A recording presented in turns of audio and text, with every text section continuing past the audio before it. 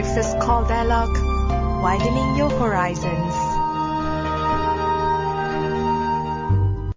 Hi, this is ABC Dialogue, and you are listening to me, Arlene. And Gowri, and of course today we are speaking to our partners again from EcoKnights.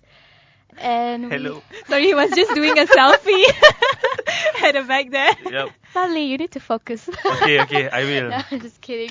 So we have Fadli here, who is the program director of EcoKnights. Yeah, Fadli Bakhtier, welcome to the office of Durian ASEAN. Hello, everyone. Hi, Gowri and Arlene. So how was your tea? Your Queen Elizabeth tea? No, not yet. Maybe once, after the break. So, shout out to Yasmin Yes. from EcoKnights. Yes. Thank you And, to Yasmin for everyone in the office. arranging this amazing partnership with us. And we have a speaker from EcoKnights every week who comes in to share their thoughts and insights about the environment, and also with KLEFF, which is coming up real soon. And today we have a program director to share the history of the establishment of EcoKnights. First of all, what is Eco and what is Knights? Why you combine it together? Is there any knight in shining armor behind it? Yes, we have a suit in the office. Sometimes we get interns to wear it. And Is it made of bamboo or is it no, it is made of plastic. Unfortunately, we bought it over Amazon. That's not sustainable at all. That is the only one we can buy off the internet. We can't buy the metal ones because it's too heavy and it's too expensive. So Fadli, what is your role in EcoKnights? What do you do? At the moment, I am the program director for EcoKnights. I oversee obviously the programs and of course the operations of the organization. So that covers from planning of the program, execution, the team members, finance, fundraising, everything. So when it comes to designing a program for the public, what maybe is the process, or what are the factors that you take into consideration? Just do it. That's the factor. Yeah, that is the first. Normally, that's how we start any program. We just do it. Okay. Yeah. KLEFF is one of the example. In 2008, when we were trying to look or plan for an environmental program, and you see a lot of other, I would say, more conventional environmental projects, like like tree planting, a lot of conservation. The idea was, how else can we educate the public on environment, besides telling them that they should recycle. This is the recycle bin. So yeah, Yasmin, myself, a bunch of us who started it. We love watching movies. Okay. Right? All of us do. Yeah. I mean, mostly. But most of the movies are usually adventures, romance, but the message are not as deep as probably documentaries. Yeah, of course. And you can easily get those, adventures, fiction films over the kedai DVD, like DVD shops, but not documentaries. What more environmental documentaries, right? And the first year we did it, we had about only, I think, 9 films. 10 films was 10 films or was 7 years ago. international? We had 6 local and about maybe 8 or 9 international films. I can't remember. It was 7 years ago, and he has grown to. Just to give you a perspective, this year we received about 375 submissions From all over from all over the world. for 40 That is 40 quite a countries. substantive number. Yeah, over 7 years. So imagine if you don't do this in 2008, you wouldn't know there's more than 300 documentaries. Ranging from short films to documentaries to feature films, animations, PSAs. So we want to enrich the scene in Malaysia with more variety of films. What we see in the mass media is basically what they want us to know. So we provide something more than that. So it gives the public, it gives the audience more choice, and also the subject matter is also very some of the films are quite in depth, I would say. Let's move backwards towards when you started, Okay. when EcoKnights first established. Who established this, and what was the main goal at that time? So it was founded by Yasmin Rashid, our current president, and Puan Mariam Usman. So they co-founded it in 2006. But during that time, during that period of 2 years, it was more of consultancy, doing small projects, doing some education project, but in a relatively smaller scale. But in 2008 is when we started KLFF, which is the first public event. So the 2008 was the first public event that we did. So that's how we officially on the radar. Okay. Yeah. And when did you officially started with this organization? I started in 2008. Yeah. So you started because of the film festival? Or? I was a volunteer that year. I started. I was working with this with a motorsports company. Yeah. So this motorsports company was developing a racetrack in KL, planning for it, and EcoKnights came in because, as you know, motorsports and environment doesn't really Tally. jive. Yeah. But being a conscious organization, so this motorsport company I was working, they wanted to try and still, like instill some of the environmental values in the business. Like maybe planting trees there, doing some CSR project. It's a way of trying to offset a bit of the carbon.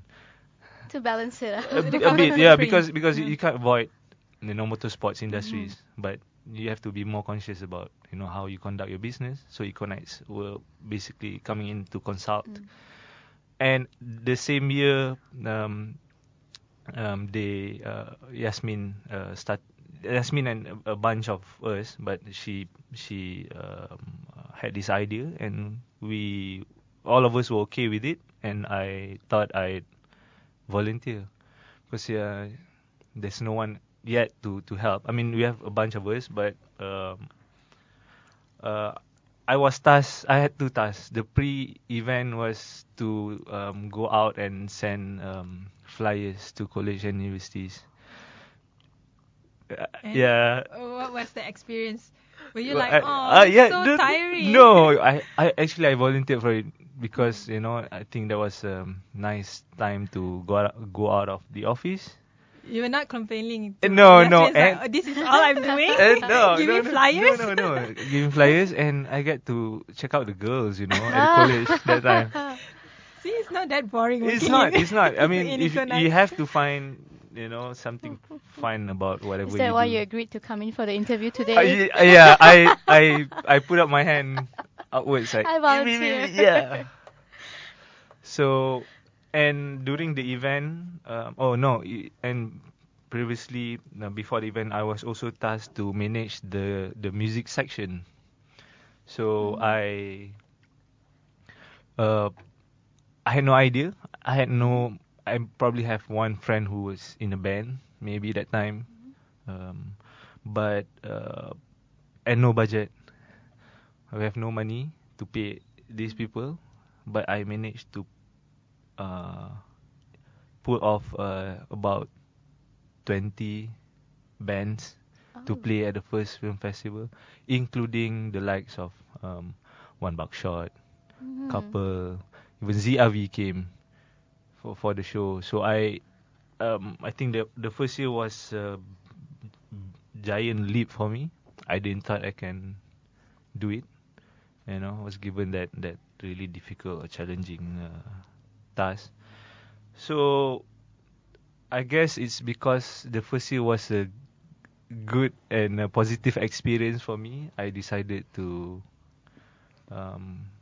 continue helping, to stay on and helping them. So in 2009, I started to work part-time. So I work some days in my current office, and then I work a few days with EcoKnights, and then the rest is. In 2010, I work full-time for EcoKnights already. Yeah. And KLEFF is the highlight of EcoKnights every year, and it's the your biggest event that happens. Yes. In fact, in 2008, that was the only public event. We did it in Aswara, ESK. I think about 5,000 or 6,000 people came over 2 days. We had a couple of international filmmakers also came down. I think that was the first, the biggest, I would say. And we, in fact, for the next 4 years, from 2008 until 2011, we only organize or maintain only 2 programs, which is KLAFF and Anugerah Hijau. Okay. So What is Anugerah Hijau, by the way? Anugerah Hijau or Green Awards is a youth competition, youth green competition. It started in 2009, and the youth are challenged to compete in few categories depending on the year, to address some environmental issues based on these creative categories. So they have to make it depends on the categories. Okay. We had this one year, we had this robot, so they had to build like robot from a recycled material. Okay. Another the same year was a mural, environmental designing or doing environmental mural. So it varies every year. It varies, but for the past 3 years, we have managed to maintain 3 categories, which is green film, environmental filmmaking, short film. And then the second category is green space, designing a sustainable buildings, architecture, more towards architecture and design. And last is green fashion, designing a sustainable or eco-friendly attire. And you are wearing one. Yes. In fact, this year's green fashion category, the finalists were given like 1 meter of bamboo cloth for them to design, to incorporate with their whatever they want to design. So, trying to be innovative in that way, trying new material, looking for something interesting. As you know, youth, young people nowadays, they have a very short attention span. Their interests, they're Thanks to social media. Right. they're very excited about new things. After a while, it just goes down and they find something new.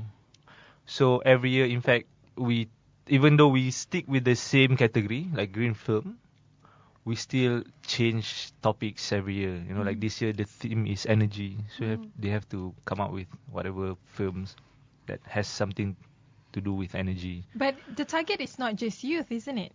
For the competition, yes, it's for the open for the competition. youth between the age of 16 till 25 nationwide. In 2009, we started just within the PJ schools. There's about 27 schools. The next year, we expanded to KL and Selangor, and then the third year, which is in 2011, that's when we went Peninsular Malaysia. This year, we have 2 finalists, one from Sabah and one from Sarawak. So actually, we have expanded to nationwide, which is amazing. I mean, very overwhelmed with the receptions of the youth. And talking about the film fest, Yeah. besides the one in KL, you also have a spin-off in Langkawi. Yes. Want to talk more about it? Yeah. So after 6 years last year, we thought, what's next? What can we do? How is this going to affect more people? I would rather go to the Langkawi one. Please, Who wants to go to it's- KL? Seriously. It's in 12 days. 12 days from now. It's on the 11th and 12th of October. At 4 Points by Sheraton Langkawi Resort in Langkawi. So how it started? So last year, after 6 years, we thought, how can we reach out to more people? What is our next place to go? And we had this idea of having a satellite event, and we have our screenings, all over the country. We've screened films outside of the festival, but in a smaller group or more targeted group, not in a open or public space. And why Langkawi is I love Langkawi. That's all. I mean, all of us, That is a Yasmin. simple Yeah, reason. in fact, our team, my motorsport team, since I worked with them in 2008, we go there every year for our a New Year retreat, every year for the past 10 years. So it's only logical to do it there,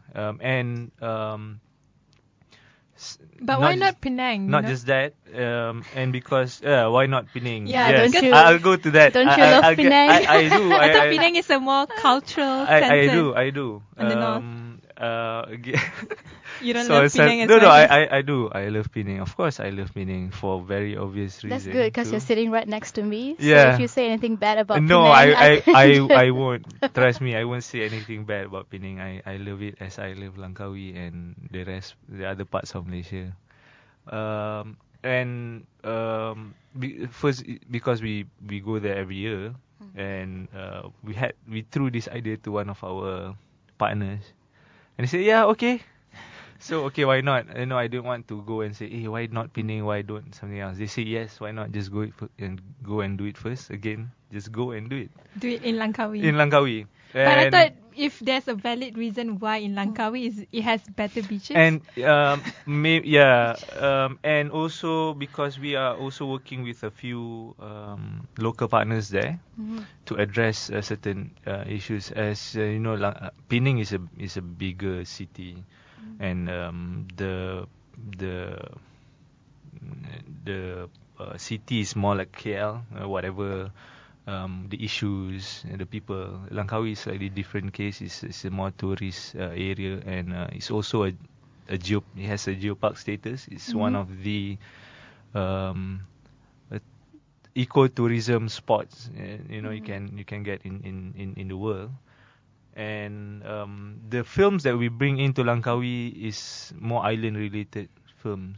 So it's different. It's not the same. It's I mean, with the Kuala Lumpur ones and the Langkawi ones, are the documentaries the same? The same that we brought in before, but it's more towards the island related issues, like this one film called The Island President. It's about Maldives and the issues, the environmental issues that they are facing now. And then there's Sand Wars. It's about sand mining. So the issues are more related to that, and plus along the way of planning this, we are also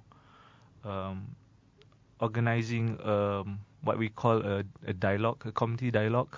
It's called the conservation dialogue, dialogue on the conservation of Pulau Langkawi.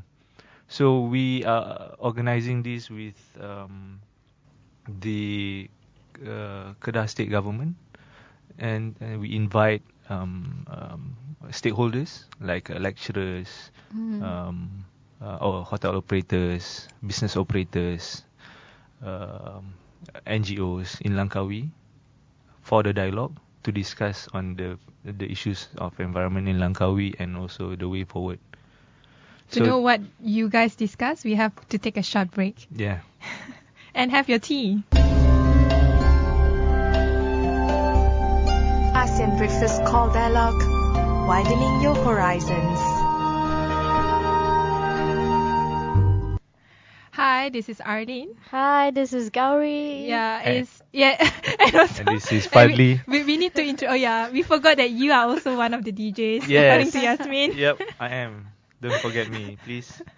So our third DJ, Fadli, will be sharing with us more information about the dialogue that he mentioned earlier. Okay. So I've mentioned about I've told you briefly about the dialogue. So we want to invite stakeholders in Langkawi to talk about the issues in Langkawi and the future of Langkawi. Mainly, especially the development in Langkawi is really rapid, and people are not talking about it. There's a lot of issues, as you know, in any other place in Malaysia. There's a lot of issues. People talk behind, people talk everywhere, but we need to gather and listen to what all these people have to say, especially on the more technical, scientific part. Langkawi is a very beautiful island, and we hope by having this dialogue, we can get some baseline data on what is the current situation, what do we need to be addressed, and how to address. And with this paper, hopefully we can present it to the state government, and we take it from there. We don't know how it's going to, what is the result yet, but we are looking forward to it, as some of the registered participants really very excited to share their findings, issues, and it doesn't just cover environment, social issues, and also including culture, arts and culture. What are the issues key issues that were being highlighted? Just the development, the whole part of development, from What has it cost the local communities there? Sorry? What has the local development impacted the local community? If you talk about say Pantai Chenang, it's the development there has been really rapid, and one thing that we experience in Langkawi, if you go there frequently, is the jellyfish. There's more jellyfish than ever. I mean, everybody has been stung by jellyfish for the past few years, and it's because of they're throwing the sewage, the food waste to the sea. And so these are foods to the jellyfish? Yeah, it's yes, in a way, yeah. What else? Mostly is the sewage system. People are throwing food, in the sewage, and it goes directly to the sea. And also because of the rise of the temperature, the sea temperature, jellyfish tends to go to the shore.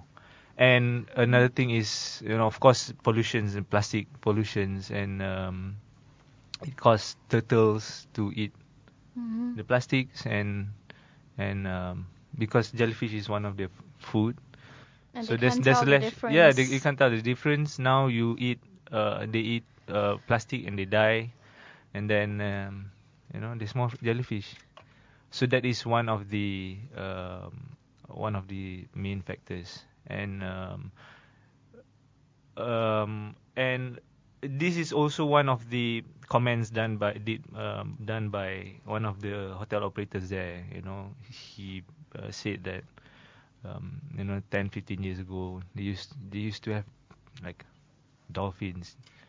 Oh, really? Yeah, Malaysia has dolphins? Dolphins and whales too. So Whales? Yeah. How could that be So- possible when? It is. There is. So there is one organisation in Langkawi that is doing research on this. I can't remember the name. So they will be one of our participants in the dialogue too. So you see, this is where people share about not just the development and also the biological aspect of This is sad because I mean, who do not? I mean, who else that do not adore dolphins and whales, especially if it can be a main tourist attraction? Yeah, but ecological yeah, reasons at as the well. moment I don't know whether that is the tourism attraction because it's wild, but they are doing research on that and documenting all these findings to gather information about species and whatnot in Langkawi. So that's why Langkawi is like a very unique place to start our festival. Of course, this is the first year. We're excited about it. We are not sure about the. We hope we'll get a good response from the public and from the tourists, hopefully. But it's also to mobilize this new group of people who care about Langkawi to address all these issues and to work together and have a better Langkawi for everyone. So going back to KL now, Yep. in terms of the recent environmental challenges that we're facing. So maybe you'd like to address some of it and what is EcoKnights, if you have any new programs that you're designing to One of highlight it is these definitely issues. haze. Yeah, haze. I'm sure you have a lot of interviews and talks about Singapore the haze. and Indonesia are on the verge of having laws to address this. But what about Malaysia? I don't think we have a law on that yet. Not even ASEAN. So I mean, when it comes to the law and also when it comes to public awareness of environmental issues in Malaysia or in Kuala Lumpur, just to be area specific, how much of it is towards the positive side? Oh, okay. I have to be. Yasmin is watching. No, Listening. no. I mean, I've thought about this too, and I think as a citizen, we are still not well informed about laws, especially. Don't just talk about environment. If you talk about constitution, people have no idea, what is their right, what is not, what is supposed to be done, what are the the laws and all. But that is why NGOs are being established, is to also address these matters to the public. The gap between the government or the authorities and the public is quite big, and often mistranslated, and people have a different idea. So that's why NGOs work with the government and also with the public to bridge this gap. And of course, there's a lot more to be done, but we have to keep on doing it. We have to keep on addressing all these issues, so people, hopefully one day, people will be more informed and aware, and they will start, finding answers to themselves. We can't give them everything they need, we can't keep on spoon feeding them, but we do bring these issues up front. We get them to be part of all these programs that we organize, and then after that they will go back and say, hey, I saw this thing, or I saw this film, or I went to this, I heard about this, is it true? And people start to find answers. We have to be the catalyst, but we can't be the source where people come and like Find the answers. welfare office lah. Hey, I need to know whether I can do this or not. We're not that. We help you address these issues. We help connect you with different organizations. We provide you some informations on the current issues. The rest is up to the individuals. So in terms of giving them the information, what are the channels that you use? First of all, it has to be free. Social media, I guess. Social media, radio interviews, Mhm. TV interviews, whatever free. We are sucker for freebies. That's a Malaysian. Yeah, right. But at the moment, it's social media. But it's not as easy as you think it is. It's not just setting up a new Facebook page and then put your information out there, and hopefully people will read. There's I don't know how many millions of pages, different pages about so many other things, and how do you expect people to pick up this news or this issue? But we constantly look for new stories, not just local and also global. We try to keep it interesting. We use different channels to address or to tell these stories, and we have to hire social media intern to do it for us, because I don't think we any of us can keep up to all this social media. It's too much. Talking about social media and suckers for freebies, I want to know about the funding of EcoKnights. So, do you have limited budgets for organizing big events, and how you overcome that? So for any organizations, for that matter, funding is always the biggest challenge, the biggest challenge for us. One is to get the fund, and second is to convince people to really explain to potential donors or funders, partners, to understand why we're doing what we do. And even after 7-8 years, it's still the biggest challenge for us. But now we see some changes. People are more open to, or corporates or government agencies are more open to what we call like CSR initiatives. 10 years ago, they don't see the deal with it. They don't. Only a few corporates who have like under some foundations or even international foundations provide like grants or sponsorship or support. But now you see more people coming, other sorts of grants. There's also corporate companies who provide sponsorship for CSR projects, and also public funding.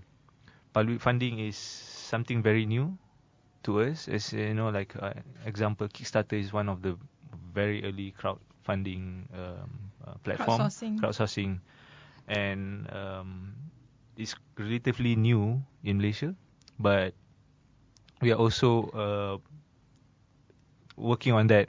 So this year we have our first crowd funding project in Pitch-in, with Pitch-in. What is Pitch-in? Pitch-in is another Malaysian-based crowd funding platform. So What is the website URL?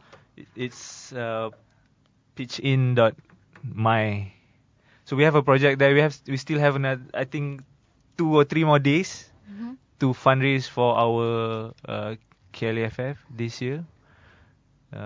anyone who believes in what we do and believes that this program would benefit the people, and maybe just because they like me, I don't know. So you can help fund for KLAFF. We can the funding starts from as low as 25 ringgit. Just to give a highlight on this, in case we can attract more funders to fund this.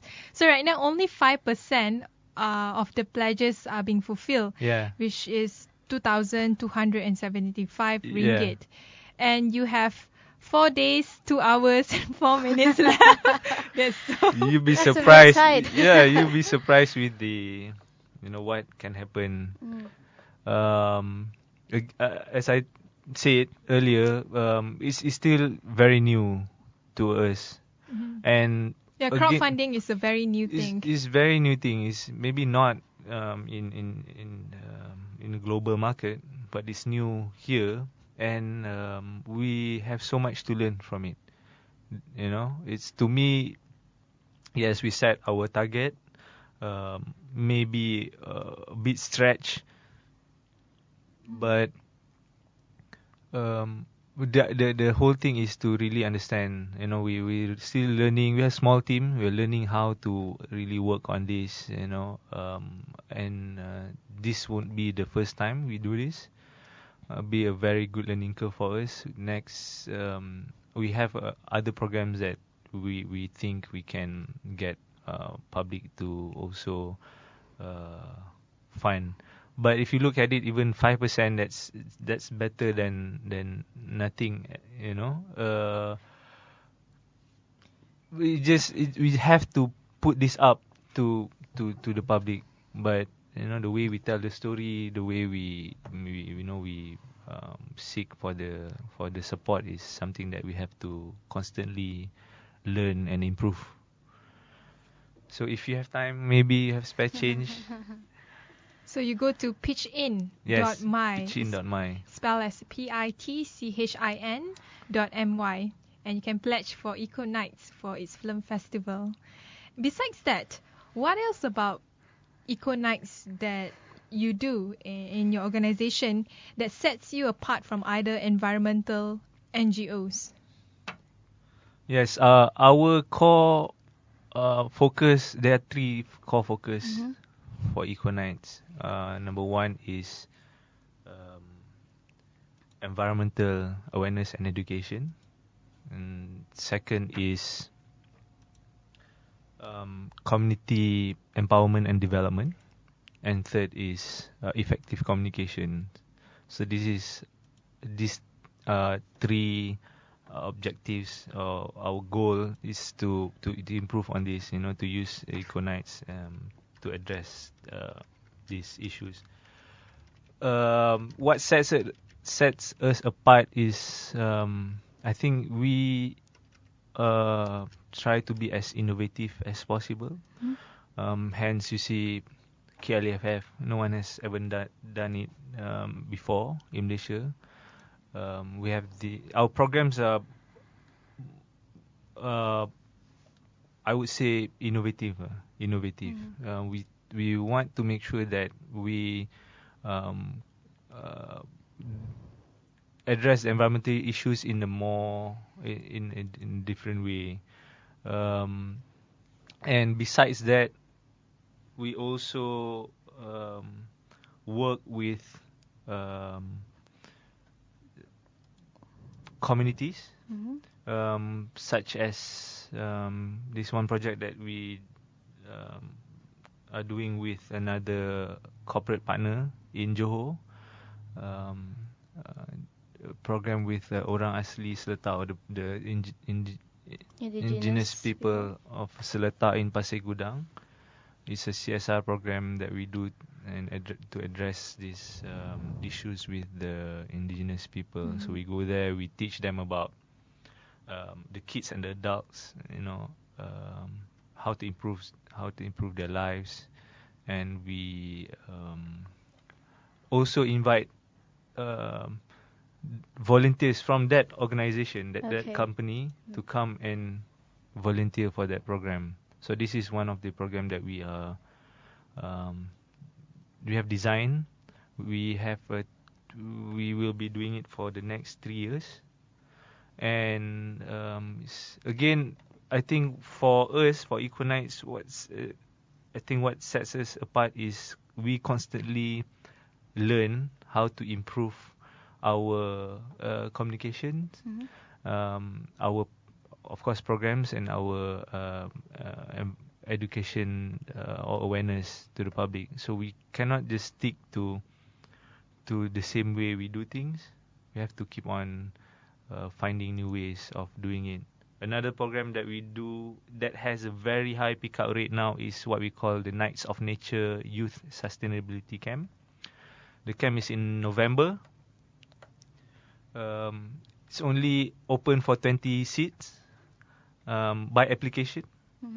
But now I think the pick-up rate is we have more than 100 applications already. Okay. That's so I don't know why. I think they have to answer these applicants. They have to answer some simple questions, and